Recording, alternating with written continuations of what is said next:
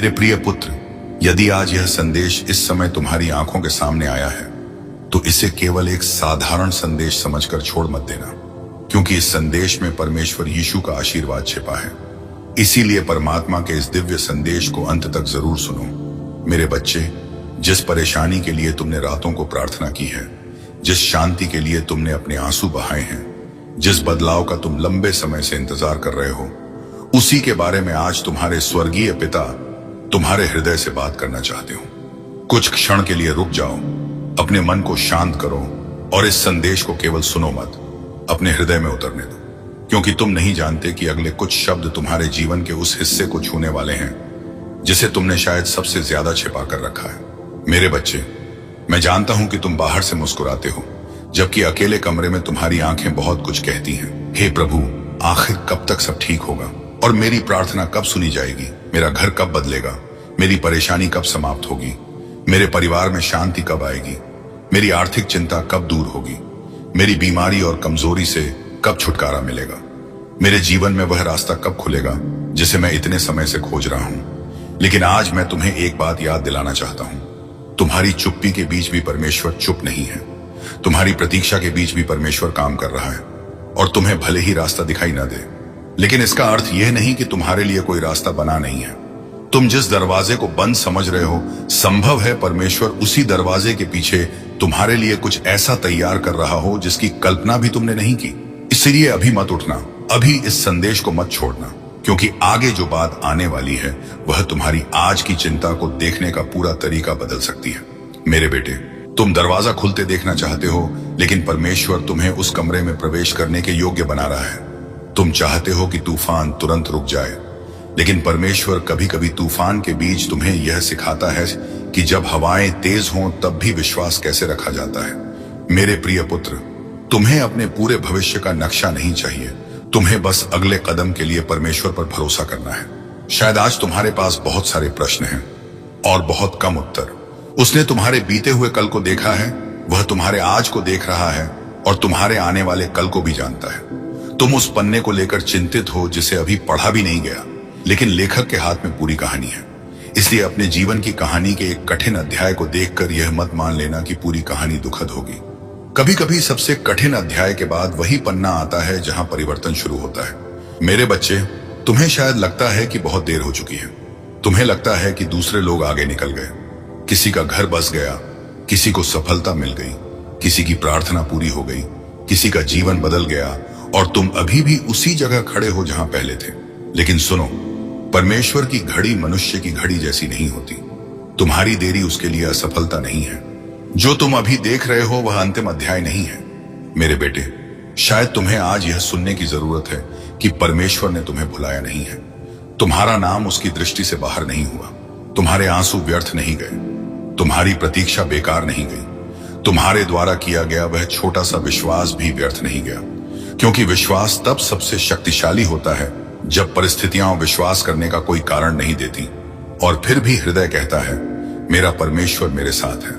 मेरे बच्चे, अपने हृदय की उस जगह पर ध्यान दो जहां तुम सबसे ज्यादा डरते हो। क्या वह भविष्य है? क्या वह परिवार है? क्या वह पैसा है? क्या वह स्वास्थ्य है? क्या वह अकेलापन है? क्या वह किसी अपने को खो देने का डर है? क्या वह असफल होने का डर है? आज उस डर को अपने हाथों में पकड़े मत रहो, उसे परमेश्वर के हाथों में सौंप दो। तुम हर समस्या को स्वयं नियंत्रित नहीं कर सकते, तुम हर व्यक्ति को नहीं बदल सकते, तुम हर परिस्थिति को अपनी इच्छा के अनुसार नहीं चला सकते, लेकिन तुम यह चुन सकते हो कि उस परिस्थिति के बीच तुम्हारा भरोसा कहां रहेगा। मेरे प्रिय पुत्र, यदि आज तुम्हारा मन बेचैन है तो अपने आप से यह मत कहो कि सब कुछ खत्म हो गया। इसके बजाय कहो, मैं अभी पूरी तस्वीर नहीं देख पा रहा, लेकिन मेरा परमेश्वर पूरी तस्वीर देखता है। यही विश्वास है, यही वह जगह है जहां डर धीरे धीरे पीछे हटना शुरू करता है। और ध्यान रखना, आगे मैं तुम्हें एक ऐसी बात बताने वाला हूं जिसे बहुत से लोग अपनी प्रार्थना के समय भूल जाते हैं। कभी कभी तुम्हें परमेश्वर से नई परिस्थिति मांगने से पहले अपने भीतर नया विश्वास मांगना पड़ता है, क्योंकि परिस्थिति बदलने से पहले हृदय का बदलना जरूरी होता है। मेरे बच्चे, तुमने शायद बहुत बार कहा होगा, प्रभु मेरी समस्या को बदल दे, लेकिन आज एक अलग प्रार्थना करो, प्रभु समस्या के बीच मुझे बदल दे। मुझे इतना मजबूत बना कि मैं डर से नहीं, विश्वास से निर्णय लूं। मुझे इतना शांत कर कि मैं घबराहट में गलत दरवाजा न खोल दूं। मुझे इतनी बुद्धि दे कि मैं उस रास्ते को पहचान सकूं जिसे तू मेरे लिए खोल रहा है। क्योंकि कभी कभी हम जिस दरवाजे के लिए रो रहे होते हैं वह हमारे लिए सही दरवाजा होता ही नहीं। हम किसी व्यक्ति को पकड़कर बैठ जाते हैं जिसे परमेश्वर हमें छोड़ना सिखा रहा होता है। हम किसी अवसर के पीछे भागते हैं जिसे परमेश्वर बंद करना चाहता है। हम किसी पुराने अध्याय को दोबारा खोलना चाहते हैं जबकि परमेश्वर हमारे सामने नया अध्याय रख चुका होता है। इसलिए यदि कोई चीज बार बार तुम्हारे हाथ से निकल रही है तो हर बार यह मत सोचो कि परमेश्वर तुम्हें दंड दे रहा है। हो सकता है वह तुम्हें किसी ऐसी चीज से बचा रहा हो जिसे तुम अभी समझ नहीं पा रहे। मेरे बेटे, बंद दरवाजा हमेशा अस्वीकार नहीं होता। कभी कभी बंद दरवाजा सुरक्षा होता है। देरी हमेशा सजा नहीं होती, कभी कभी देरी तैयारी होती है। मौन हमेशा अनुपस्थिति नहीं होता। कभी कभी मौन में परमेश्वर तुम्हारे भीतर वह काम कर रहा होता है जिसे शोर के बीच तुम महसूस नहीं कर पाते। इसलिए आज अपने जीवन की देरी को अलग नजर से देखो। शायद तुम जिस चीज को क्यों नहीं कह रहे हो, परमेश्वर उसे अभी नहीं कह रहा है। और अभी नहीं का अर्थ कभी नहीं नहीं होता। मेरे प्रिय पुत्र, तुम्हें अपने बारे में लोगों की कही हर बात को सच मानने की जरूरत नहीं है। किसी ने तुम्हें असफल कहा, इसका अर्थ यह नहीं कि परमेश्वर ने तुम्हें असफल घोषित कर दिया। किसी ने तुम्हें छोड़ दिया, इसका अर्थ यह नहीं कि तुम अकेले हो। किसी ने तुम्हारी कीमत नहीं समझी, इसका अर्थ यह नहीं कि तुम्हारी कीमत कम है। तुम्हारी कीमत लोगों की स्वीकृति से निर्धारित नहीं होती। तुम उस परमेश्वर के लिए मूल्यवान हो जिसने तुम्हें बनाया है। इसलिए आज अपने मन से उन शब्दों को निकालना शुरू करो जो तुम्हें वर्षों से भीतर से तोड़ रहे हैं। मैं कुछ नहीं कर सकता, मेरे साथ कभी अच्छा नहीं होगा, मेरी किस्मत खराब है, मेरे लिए कोई रास्ता नहीं है, मैं हमेशा अकेला रहूंगा, मेरा परिवार कभी नहीं बदलेगा, मेरी हालत कभी ठीक नहीं होगी। मेरे बच्चे, इन वाक्यों को अपने भविष्य की भविष्यवाणी मत बनने दो। तुम्हारी वर्तमान परिस्थिति तुम्हारी अंतिम पहचान नहीं है। परमेश्वर के साथ तुम्हारे जीवन में अभी भी नए पन्ने लिखे जा सकते हैं। इसलिए यदि तुम्हारा हृदय आज टूटा हुआ है तो यह मत समझो कि परमेश्वर तुमसे दूर है। संभव है कि जिस क्षण तुम्हें सबसे ज्यादा अकेलापन महसूस हो रहा है उसी क्षण उसकी उपस्थिति तुम्हारे सबसे करीब हो। तुमने शायद अपने कमरे में अकेले बैठकर रोते हुए किसी को नहीं बताया कि तुम्हारे भीतर क्या चल रहा है, लेकिन तुम्हारे स्वर्गीय पिता से कुछ छिपा नहीं है। वह उस दर्द को भी जानता है जिसे तुम शब्द नहीं दे पाए। वह उस डर को भी जानता है जिसे तुम किसी से स्वीकार नहीं करते। वह उस इच्छा को भी जानता है जिसे तुमने अपने दिल में दबा दिया। मेरे बेटे, अपनी उस इच्छा को फिर से परमेश्वर के सामने रखो, लेकिन इस बार अपनी इच्छा के साथ अपना नियंत्रण भी छोड़ दो। अब एक क्षण के लिए अपने मन में कल्पना करो कि तुम किसी अंधेरी घाटी से गुजर रहे हो। रास्ता लंबा है, सामने कुछ साफ दिखाई नहीं दे रहा, पीछे लौटना भी कठिन लग रहा है, लेकिन तुम्हारे साथ चरवाहा है। तुम्हें हर कदम का कारण नहीं पता, लेकिन वह जानता है कि घाटी कहां खत्म होती है। तुम नहीं जानते कि अगला मोड़ क्या लेकर आएगा। तुम नहीं जानते कि सुबह कब होगी, लेकिन वह जानता है। इसलिए चलते रहो। मेरे प्रिय पुत्र, आज तुम्हें हर सवाल का जवाब नहीं चाहिए। आज तुम्हें बस इतना जानना है कि तुम्हें अकेले नहीं चलना है। यदि तुम्हारे परिवार में कोई परेशान है, उसे परमेश्वर के हाथों में सौंपो। यदि कोई तुम्हें समझ नहीं रहा, उसे परमेश्वर के हाथों में सौंपो। यदि आर्थिक स्थिति कठिन है, अपनी मेहनत करते हुए चिंता को परमेश्वर के हाथों में सौंपो। यदि भविष्य अस्पष्ट है, अपने अगले कदम के लिए प्रार्थना करो और बाकी रास्ता उसके भरोसे छोड़ दो, क्योंकि चिंता तुम्हें वह शक्ति खर्च करवाती है जिसकी तुम्हें आज जरूरत है। तुम उस समस्या के बारे में कल की ऊर्जा आज खर्च कर रहे हो जो शायद कल तक बदल चुकी होगी। तुम उस बातचीत के बारे में बार बार सोच रहे हो जो बीत चुकी है। तुम उस भविष्य के बारे में डर रहे हो जो अभी आया ही नहीं। और इसी बीच आज का दिन तुम्हारे हाथ से निकल रहा है। मेरे बच्चे, आज को जीना सीखो। आज के लिए अनुग्रह मांगो। आज की रोटी के लिए धन्यवाद दो। आज मिली सांस के लिए धन्यवाद दो। आज अपने पास मौजूद लोगों के लिए धन्यवाद दो, क्योंकि कृतज्ञता हमेशा समस्या को तुरंत खत्म नहीं करती, लेकिन कृतज्ञता तुम्हारी दृष्टि बदल देती है। जब दृष्टि बदलती है तो वही परिस्थिति अलग दिखाई देने लगती है।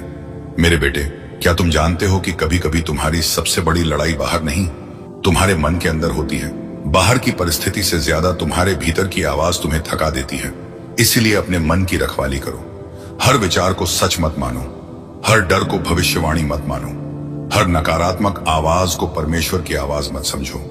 यदि कोई विचार तुम्हें निराशा, घबराहट और पूर्ण निराशा की ओर धकेल रहा है तो उसे पकड़कर मत बैठो। उसके सामने सत्य रखो। मेरा परमेश्वर मेरे साथ है। मेरी परिस्थिति बड़ी हो सकती है, लेकिन मेरा परमेश्वर उससे बड़ा है। मेरा रास्ता कठिन हो सकता है, लेकिन मैं अकेला नहीं हूं। मेरे प्रिय पुत्र, अब इस संदेश को सुनते हुए अपने जीवन की उस सबसे बड़ी चिंता को याद करो जिसके बारे में तुमने किसी से बात नहीं की। उसे मन में लाओ और फिर धीरे से कहो, हे प्रभु, मैं इसे तेरे हाथों में देता हूं। एक बार नहीं, बार बार कहो, क्योंकि कुछ बोझ एक प्रार्थना में नहीं उतरते। हमें उन्हें हर दिन फिर से परमेश्वर को सौंपना पड़ता है। तुमने वर्षों तक जिस बोझ को अपने कंधों पर रखा है, उसे एक ही दिन में उतारना कठिन लग सकता है, लेकिन आज पहला कदम उठाओ। आज कहो, मैं हर चीज को नियंत्रित करने की कोशिश छोड़ रहा हूं। आज कहो, मैं हर परिणाम अपने हाथ में रखने की कोशिश छोड़ रहा हूं। आज कहो, मैं परमेश्वर पर भरोसा करना सीख रहा हूं। और ध्यान रखना, भरोसा करने का मतलब आलसी हो जाना नहीं है। तुम बीज बो, पानी दो, मेहनत करो, प्रार्थना करो, लेकिन यह याद रखो कि वृद्धि देने वाला परमेश्वर है। मेरे बच्चे, शायद तुम्हें अभी अपने जीवन में बहुत कम दिखाई दे रहा है। एक छोटा सा अवसर, थोड़ी सी उम्मीद, एक छोटी सी प्रार्थना, एक व्यक्ति का सहारा, एक नया विचार। लेकिन परमेश्वर छोटी शुरुआतों का उपयोग बड़ी कहानियों के लिए कर सकता है। इसलिए अपने छोटे कदम को छोटा मत समझो। आज की छोटी प्रार्थना कल की बड़ी गवाही बन सकती है। आज का छोटा निर्णय आने वाले वर्षों का रास्ता बदल सकता है। आज की एक नहीं तुम्हें उस गलत रास्ते से बचा सकती है जिसे तुम बाद में पछताते। और आज का एक हाँ तुम्हें उस उद्देश्य के करीब ले जा सकता है जिसे परमेश्वर तुम्हारे भीतर रख चुका है। मेरे बेटे, इसीलिए आज जल्दबाजी मत करो। हर अवसर को स्वीकार करना जरूरी नहीं। हर व्यक्ति को अपने जीवन में वापस आने देना जरूरी नहीं। हर दरवाजे को खोलना जरूरी नहीं। हर आवाज का जवाब देना जरूरी नहीं। कुछ लड़ाइयां जीतने का सबसे अच्छा तरीका उन्हें लड़ना ही नहीं है। कुछ चीजों को छोड़ना हार नहीं, आज्ञाकारिता हो सकती है। और कुछ प्रतीक्षाएं समय की बर्बादी नहीं, तैयारी का हिस्सा हो सकती हैं। मेरे प्रिय पुत्र, तुम अपने अतीत को अपने भविष्य का मालिक नहीं बनने दोगे। जो गलती हो गई उससे सीखो, लेकिन उसमें हमेशा के लिए मत रहो। जो व्यक्ति तुम्हें चोट देकर चला गया, उसकी याद को अपने पूरे जीवन का निर्णय मत बनने दो। जो अवसर खो गया, उससे अपनी पूरी पहचान मत बनाओ। जो पैसा चला गया, उसे अपनी उम्मीद मत ले जाने दो। जो सपना टूट गया, उसे यह तय मत करने दो कि तुम फिर कभी सपना नहीं देखोगे, क्योंकि परमेश्वर नया काम कर सकता है। इसीलिए अपने भीतर यह विश्वास जगाओ कि अभी सब समाप्त नहीं हुआ। मेरे बच्चे, जिस जगह तुमने सोचा था कि सब खत्म हो गया, वहीं से परमेश्वर तुम्हें उठाना शुरू कर दे।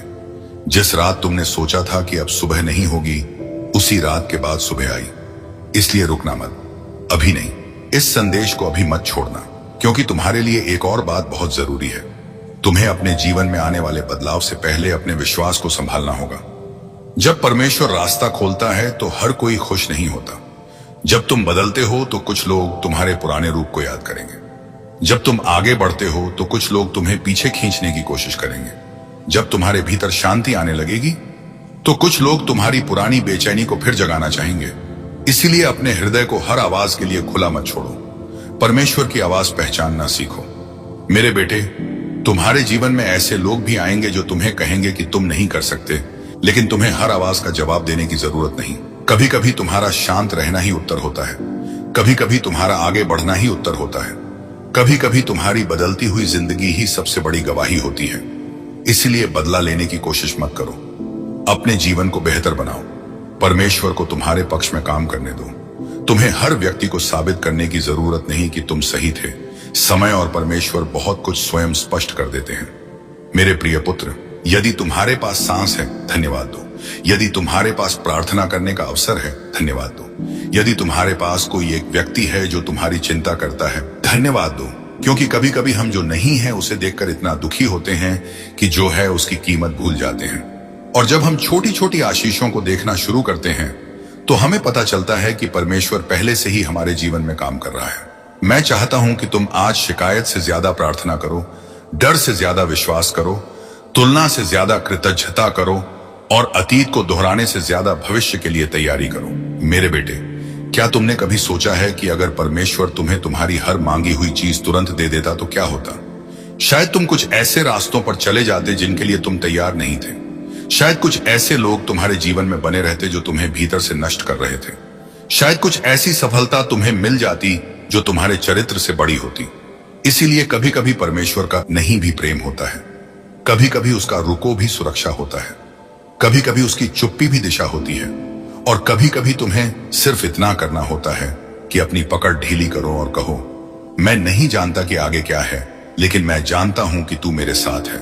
मेरे प्रिय पुत्र, अब अपने घर के लिए प्रार्थना करो। जहां तनाव है वहां शांति के लिए प्रार्थना करो। जहां गलतफहमियां हैं वहां समझ के लिए प्रार्थना करो। जहां आर्थिक दबाव है वहां बुद्धि और प्रावधान के लिए प्रार्थना करो। जहां बीमारी है वहां सामर्थ्य, उचित उपचार और परमेश्वर की दया के लिए प्रार्थना करो। जहां कोई व्यक्ति भटक गया है वहां मार्गदर्शन के लिए प्रार्थना करो। लेकिन साथ ही यह भी याद रखो कि प्रार्थना किसी जादुई सूत्र का नाम नहीं है। प्रार्थना परमेश्वर के साथ संबंध है। जब तुम प्रार्थना करते हो तो तुम केवल अपनी सूची नहीं बताते, तुम अपने हृदय को उसके सामने खोलते हो। तुम उसे अपने डर बताते हो, अपनी कमजोरी बताते हो, अपनी आशा बताते हो और फिर अपने जीवन को उसके हाथ में रखने की कोशिश करते हो।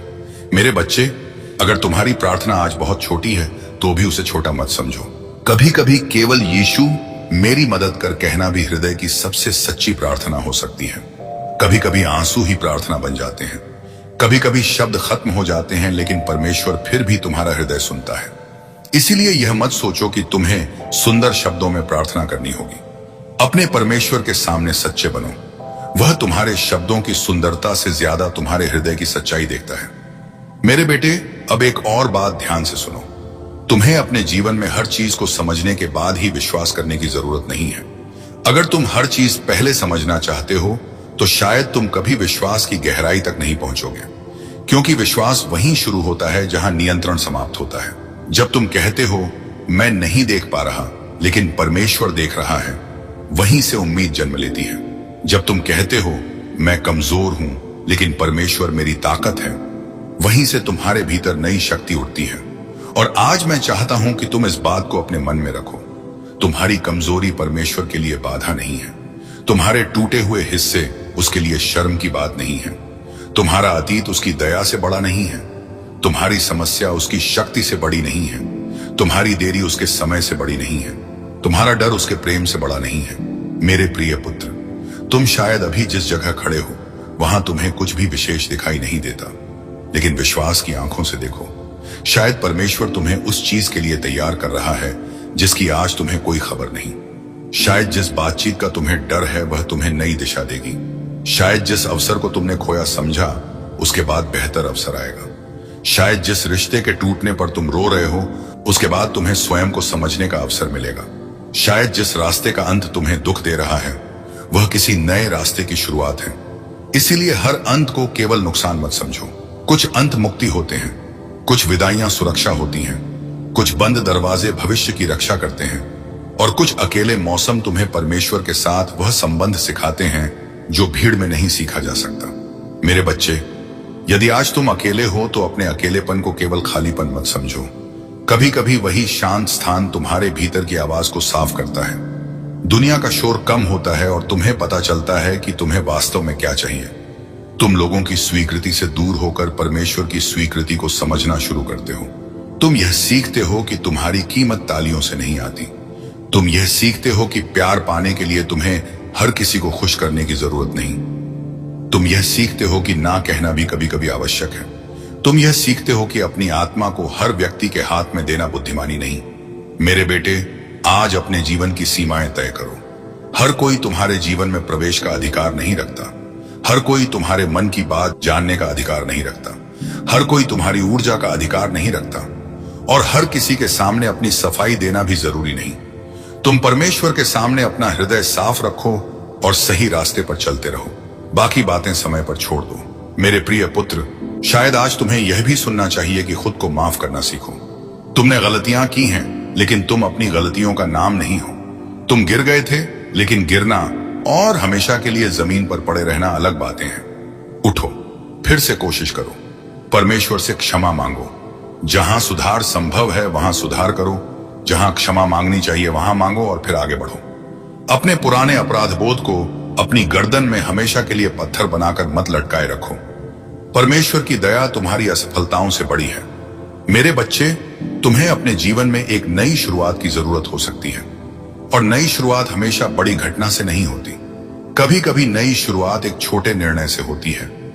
आज मैं प्रार्थना करूंगा आज मैं नकारात्मक विचारों को अपने ऊपर शासन नहीं करने दूंगा। आज मैं अपने परिवार से प्रेम से बात करूंगा। आज मैं अपनी जिम्मेदारी से भागूंगा नहीं। आज मैं अपने शरीर और मन का ध्यान रखूंगा। आज मैं गलत संगति से दूरी बनाऊंगा।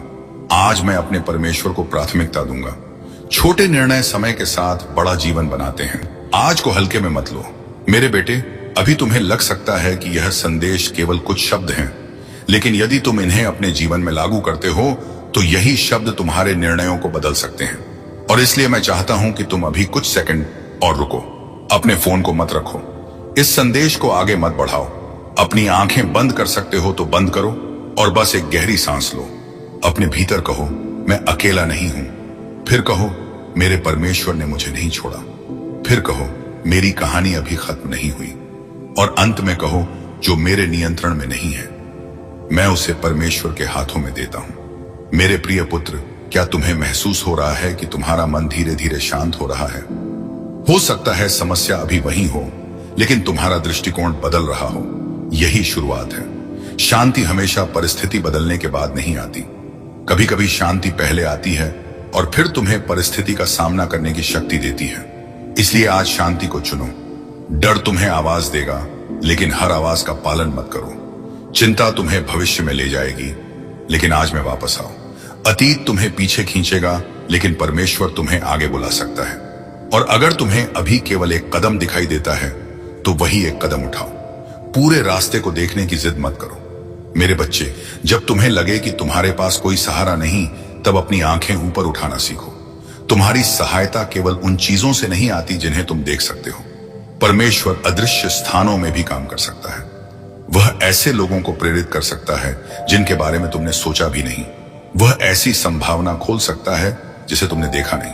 वह ऐसी बुद्धि दे सकता है जो तुम्हें उस निर्णय तक पहुंचाए जो तुम्हारे जीवन को बदल दे। इसीलिए अपनी आशा को केवल वर्तमान परिस्थितियों पर मत टिकाओ। मेरे बेटे, आज अपने जीवन में मैं नहीं कर सकता की जगह परमेश्वर मेरी मदद करेगा कहना शुरू करो, क्योंकि तुम्हारे शब्द तुम्हारे विचारों को प्रभावित करते हैं और तुम्हारे विचार तुम्हारे निर्णयों को। लेकिन इसका मतलब यह नहीं कि केवल शब्द बोलने से हर समस्या जादुई रूप से समाप्त हो जाएगी। इसका अर्थ है कि तुम निराशा के बजाय सत्य को अपने मन में जगह देना शुरू करो। तुम प्रयास करोगे, प्रार्थना करोगे, सही सलाह लोगे, आवश्यक कदम उठाओगे, और जहां तुम्हारी शक्ति समाप्त होगी वहां परमेश्वर पर भरोसा रखोगे। यही संतुलित विश्वास है। मेरे प्रिय पुत्र, अगर आज तुम आर्थिक परेशानी से गुजर रहे हो तो अपने आप को केवल गरीब या असफल मत कहो। अपनी परिस्थिति को पहचानो, लेकिन अपनी पहचान को उससे मत बांधो। मेहनत करो, सीखो, अपने खर्चों को समझो, सही अवसर खोजो और परमेश्वर से बुद्धि मांगो। अगर आज तुम्हारे परिवार में समस्या है तो केवल यह प्रार्थना मत करो कि सामने वाला बदल जाए। अपने भीतर भी धैर्य, क्षमा और सही शब्दों के लिए प्रार्थना करो। अगर आज तुम्हें स्वास्थ्य की चिंता है तो डर में डूबने के बजाय उचित चिकित्सकीय सहायता लो। अपने शरीर की देखभाल करो और परमेश्वर से सामर्थ्य मांगो। अगर तुम्हारा मन बहुत थका हुआ है तो इसे कमजोरी मत समझो। आराम करो, भरोसेमंद व्यक्ति से बात करो और अपने जीवन की जरूरतों को गंभीरता से लो। परमेश्वर पर विश्वास करना अपनी जिम्मेदारियों से भागना नहीं है। विश्वास हमें जिम्मेदारी से भागना नहीं, बल्कि उसे आशा के साथ निभाना सिखाता है। मेरे बच्चे, अब अपनी तुलना बंद करो। तुम्हारा रास्ता किसी और के रास्ते जैसा होना जरूरी नहीं। किसी और की गति तुम्हारी समय सीमा नहीं है। किसी और की सफलता तुम्हारी असफलता नहीं है। किसी और का अध्याय देखकर अपने अध्याय से नफरत मत करो। हो सकता है वह व्यक्ति अपने जीवन के 10वें अध्याय में हो और तुम अभी 3रे अध्याय में हो। 3रे अध्याय को 10वें अध्याय से तुलना करोगे तो हमेशा खुद को छोटा महसूस करोगे। अपने अध्याय पर ध्यान दो, अपने अगले कदम पर ध्यान दो, परमेश्वर के साथ अपने संबंध पर ध्यान दो। मेरे बेटे, आज एक बात अपने हृदय में गहराई से बैठा लो। तुम्हें हर चीज तुरंत नहीं चाहिए। तुम्हें सही चीज सही समय पर चाहिए, और इन दोनों में बहुत अंतर है। जल्दी मिली चीज हमेशा आशीष नहीं होती और देर से मिली चीज हमेशा नुकसान नहीं होती। कभी कभी जल्दी हमें उस चीज तक पहुंचा देती है जिसके लिए हम तैयार नहीं थे। इसलिए अगर परमेश्वर तुम्हें रोक रहा है तो रुकने में भी विश्वास रखो। अगर वह तुम्हें इंतजार करा रहा है तो इंतजार में भी विश्वास रखो। अगर वह तुम्हें किसी पुराने रास्ते से निकाल रहा है तो निकलने में भी विश्वास रखो। और अगर वह तुम्हें नया रास्ता दिखा रहा है तो डर के बावजूद पहला कदम उठाने का साहस रखो। मेरे प्रिय पुत्र, अब मैं चाहता हूं कि तुम अपने दिल में उन सभी लोगों को याद करो जिनके लिए तुम प्रार्थना करना चाहते हो। अपने माता पिता, अपने बच्चों, अपने भाई बहन, अपने जीवन साथी, अपने मित्र, उस व्यक्ति को भी जो तुमसे दूर हो गया, उस व्यक्ति को भी जिसने तुम्हें चोट पहुंचाई। उन्हें परमेश्वर के सामने रखो। हर व्यक्ति को नियंत्रित करने की कोशिश मत करो। तुम उन्हें प्रेम कर सकते हो, उनके लिए प्रार्थना कर सकते हो, लेकिन उनकी हर पसंद को नियंत्रित नहीं कर सकते। इसीलिए जो तुम्हारे हाथ में नहीं है उसे परमेश्वर के हाथ में रखो। यही तुम्हें अंदर से मुक्त करेगा। मेरे बच्चे, अगर किसी ने तुम्हें धोखा दिया है तो अपने हृदय को नफरत का घर मत बनने देना। क्षमा का अर्थ यह नहीं कि जो हुआ वह सही था या तुम्हें फिर उसी नुकसान में लौटना है। क्षमा का अर्थ है कि तुम उस घटना को अपने भविष्य पर शासन करने का अधिकार नहीं देते। तुम सीमा रख सकते हो और फिर भी क्षमा कर सकते हो। तुम दूरी रख सकते हो और फिर भी नफरत से मुक्त रह सकते हो। तुम आगे बढ़ सकते हो और फिर भी अपने हृदय को कठोर होने से बचा सकते हो। मेरे बेटे, आज तुम्हारे भीतर एक नई शुरुआत हो सकती है। शायद बाहर सब कुछ तुरंत नहीं बदलेगा, लेकिन तुम्हारे भीतर कुछ बदल सकता है। और जब भीतर बदलाव शुरू होता है तो धीरे धीरे बाहर के निर्णय बदलते हैं, रिश्ते बदलते हैं, आदतें बदलती हैं, अवसर बदलते हैं और जीवन की दिशा बदलने लगती है। इसलिए आज अपने भीतर के उस छोटे से विश्वास को बुझने मत दो, चाहे वह केवल एक चिंगारी ही क्यों न हो। उसे प्रार्थना, वचन, कृतज्ञता और सही संगति से जलाए रखो, क्योंकि अंधेरे कमरे में एक छोटी रोशनी भी दिशा दिखा सकती है।